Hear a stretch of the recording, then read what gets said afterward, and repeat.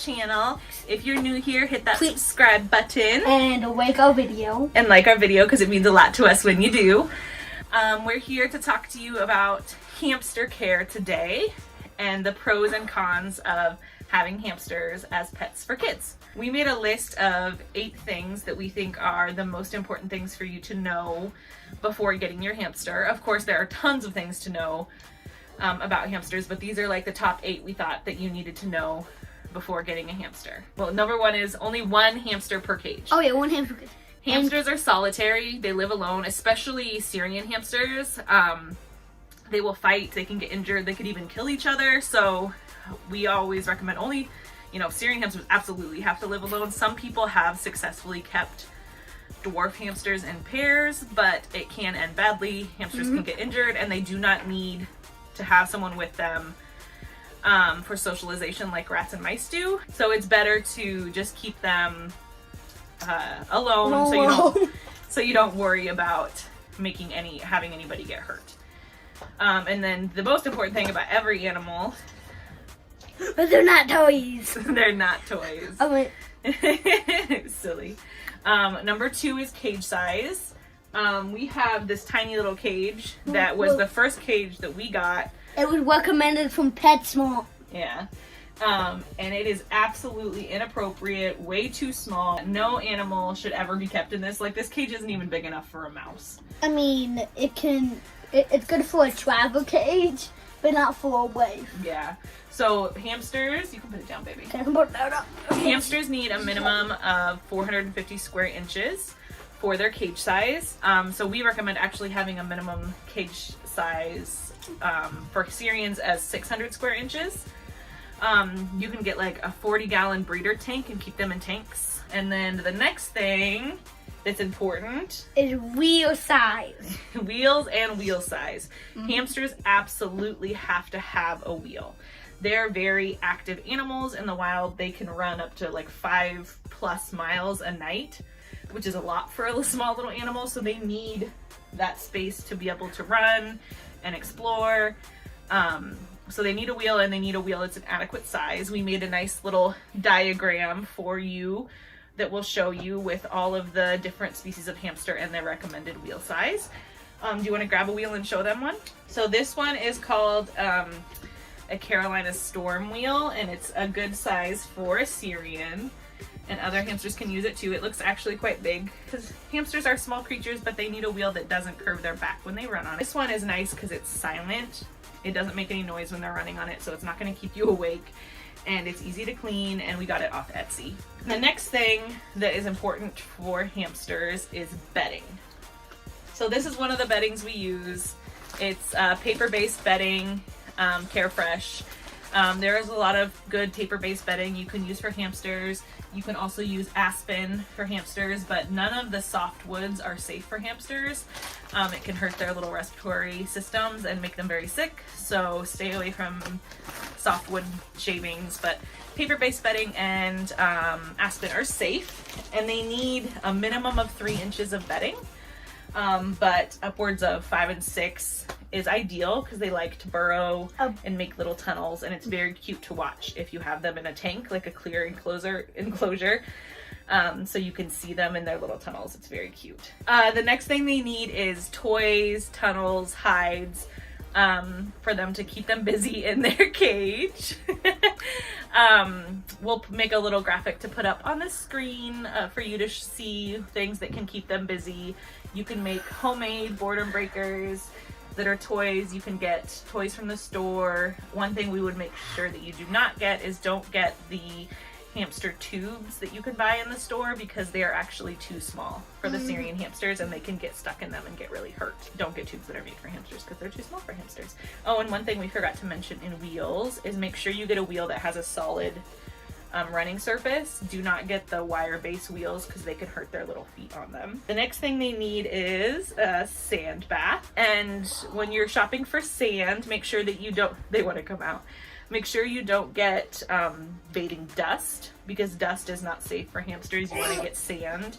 So you can get, like, they have aquarium sand. Just make sure it doesn't have any added calcium or anything else. It's just sand. You can also get children's play sand that's safe for hamsters as well. The next thing is hamsters are, to know before you get a hamster, is hamsters are crepuscular, which means they're awake at dawn and dusk.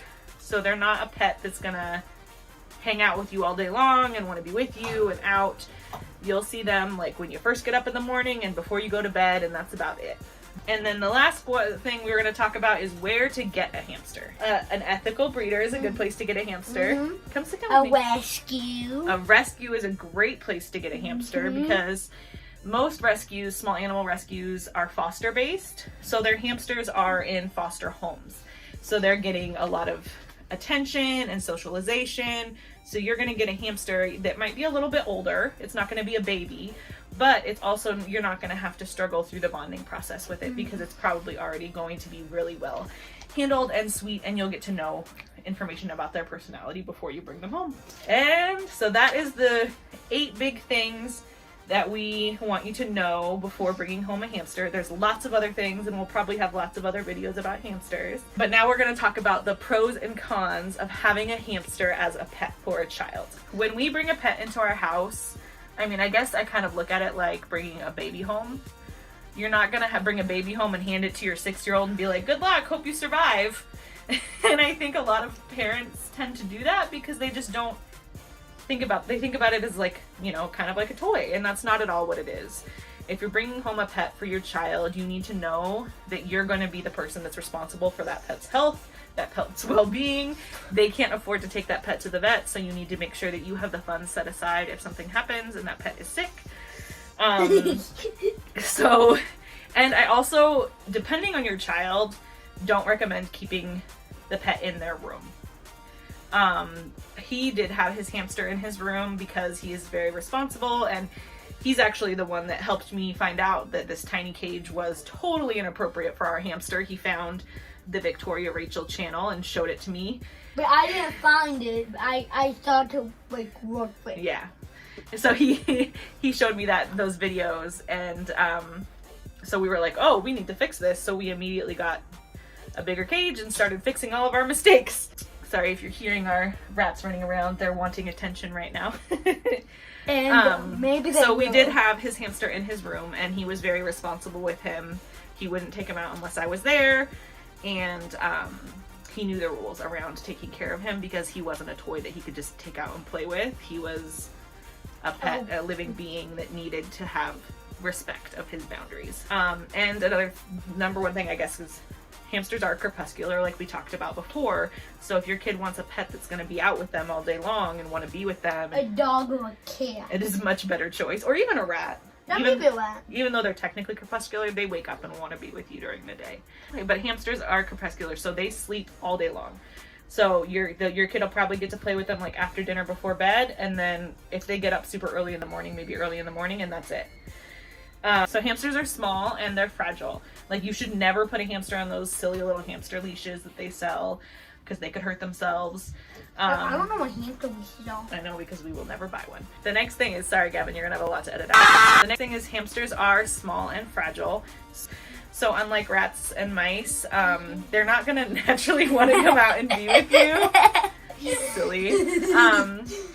So your kid is gonna have to really work hard to form that bond and trust with them. And it takes time. They're not naturally gonna want to be with you. What did you do to train Dorito to like being with you? Bathtub bonding. Why did I laugh when I said that? So what we did with Dorito, his first hamster, was He's up. we can do a full video on bathtub bonding, but we gave him treats until he felt comfortable climbing into a little carrier for us. And then once he would climb in a carrier, we would take him to the bathtub and... I mean, this was the carrier that we took... this wasn't the carrier, actually. No. And then we would take him to the bathtub and let him run around the bathtub with Giovanni in there. Do you see that little cave in there? That's not safe for hamsters either. Bathtub bonding is he would take him into the bathtub and let him run around with him. He would give him special treats that he only got while he was in the bathtub with him. And we did this every single night. So he did that every night for several weeks, and then after that, Dorito would love it. He loved coming out to play with him. He would hear him and he'd be like, yes, this is treat time. But it took time, and Giovanni had to put in that work. So we'll put a little picture of him bathtub bonding with his hamster, and he actually did it with our foster hamsters as well. I did, which I think about. Which The next thing I'd like to talk is hamsters actually do have really easy cage care. Yeah. We only have to clean their cage out once a month, which sounds crazy. And they don't smell, actually. Rats are smellier than hamsters. Hamsters don't really smell. And we clean their cage out once a month. They kind of naturally litter, at least all of ours have kind of naturally litter box trained themselves. They go in a corner. So we just put a little litter box there with some bedding.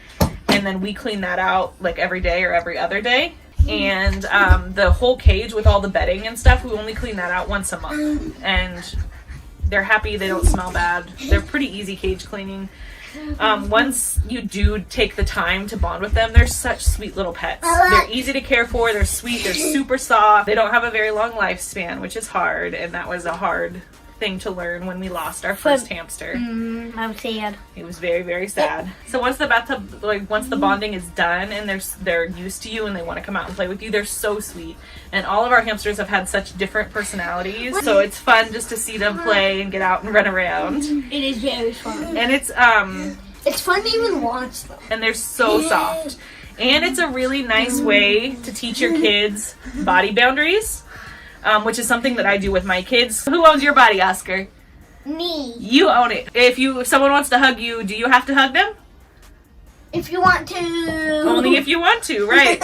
So that's the nice thing about having hamsters that don't always want to be with kids, is teaching them that they're the owners of their bodies, and if they don't want someone to touch them, they don't have to. And that's the same with hamsters. If his hamster one night wasn't feeling like coming out and playing with him and didn't crawl into the little carrier, he didn't have to come out and play. We don't force him. And so it's a nice way to teach them that. He's talking to our rats right now that want to come out and play. Okay. That's pretty much all for our video for today. Thank you so much for hanging out with us. We will do another video, I'm sure. We'll have our foster hamster in it. But that's everything for today. Thanks so much for hanging out with us, guys. Take care. Bye.